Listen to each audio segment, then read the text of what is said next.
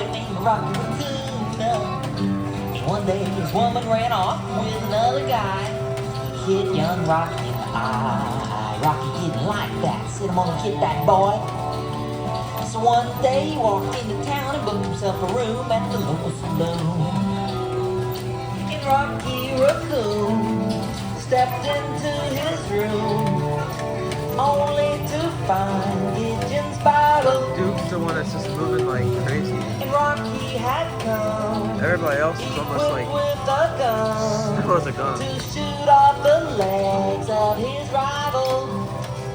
But you know, folks, sometimes, in fact all the time, it just doesn't pay to be going and seeking revenge on somebody. I mean, even if they do something real bad, like steal your girlfriend or something. You know, because if she was any good, she wouldn't have left you anyway. So forget her. But in this case, Rocky learned his lesson because he ended up getting shot, falling back in his room only to find Gideon's Bible. You know, Gideon checked out